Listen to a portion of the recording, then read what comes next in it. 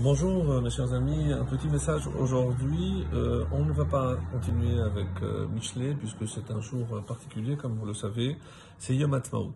Alors traduit généralement par le jour de l'indépendance. Est-ce que donc on peut se poser la question, est-ce que ça a un caractère religieux? Est-ce qu'il faut au niveau de la tradition juive, est-ce qu'il y a des rites particuliers comme certains rentrent dans des controverses? Est-ce qu'il faut faire le Hallel? Est-ce qu'il ne faut pas faire le Hallel? Alors, une chose est certaine, je ne suis pas là pour trancher, chacun fera comme il le ressent, mais une chose est certaine, surtout lorsqu'on habite ce beau pays, c'est de voir avec nos yeux comment Akadosh Baruch Hu a permis ce retour. Oui, comme l'ont affirmé avant moi beaucoup de grands d'Israël, il serait véritablement indécent d'imaginer que ce retour n'est que l'œuvre des hommes sans qu'il y ait ici une hashgacha, une providence. Et c'est pour ça que j'aimerais, à ce propos, rapporter un enseignement du Maharal. Le Maharal a un chapitre dans Netzer Israël magnifique qui s'appelle l'unité Ardut HaHafachim, l'unité des contraires. Et comme nous le savons, donc il y a définition de ce que c'est la galoute, l'exil pour le peuple juif, et donc je peux déduire de ce qui définit la galoute, ce que je peux définir comme la Géoula. La Géoula, c'est la délivrance. Il y a un autre terme, peut-être rédemption, mais je préfère la délivrance, la Géoula. C'est ce que nous attendons. Et évidemment qu'elle ne va pas se faire du jour au lendemain, c'est un processus. Et écoutons le Maharal. Qu'est-ce qui définit la galoute du peuple juif? Alors, il définit cela en 3 points, c'est-à-dire lorsqu'on est en dehors de chez nous, l'exil, c'est-à-dire on n'est pas en Israël.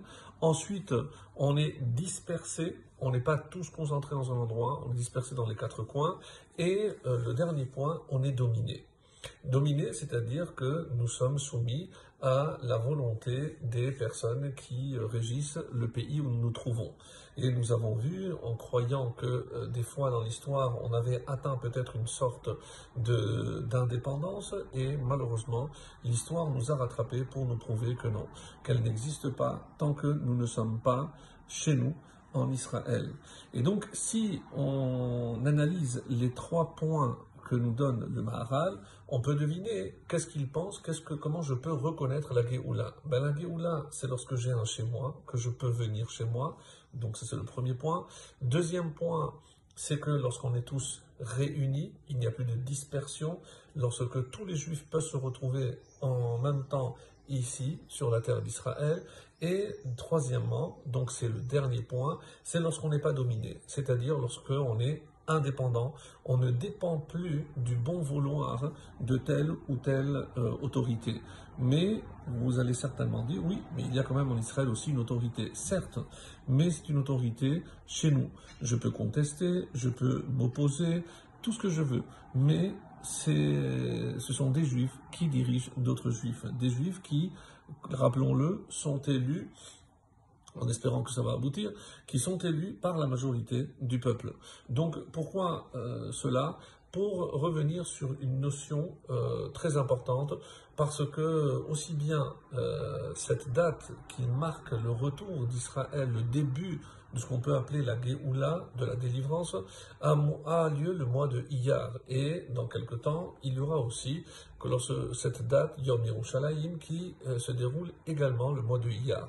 Donc le mois de Iyar a quelque chose de particulier, et on n'a pas eu l'occasion d'en parler.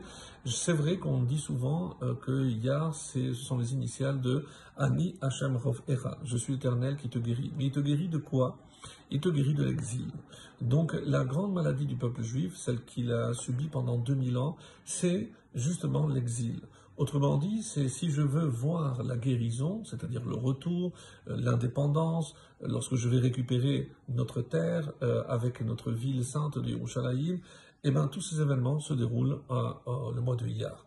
Et où est-ce que je vois donc une allusion le mois de Iyar? Parce qu'en dehors d'être l'acronyme de Ani Hashem Rof'echa, c'est également Aleph Yud Yud Resh. Abraham, Yitzhak, Yaakov, ce sont les 3 pères, ceux qui nous permettent de nous opposer à toutes les forces extérieures qui veulent nous dominer, Et enfin, Rachel. Rachel qui incarne la force qui, de l'intérieur, nous permet de nous construire.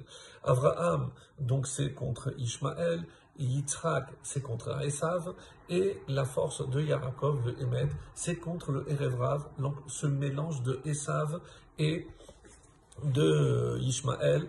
Et je pense que la dernière décision concernant Madame Halimi, le meurtre de Madame Halimi, est là pour nous le prouver. Donc on est très très loin du Hémet, de la vérité. Quoi qu'il en soit, donc il reste Rachel. Rachel, c'est celle qui sait céder sa place. Autrement dit, on ne doit pas, maintenant qu'on a la possibilité d'être chez nous, trouver les moyens de prendre la place de l'autre. Au contraire, si on a compris que c'est en laissant la place pour que les autres puissent eux aussi avoir leur opinion, leur façon de vivre ou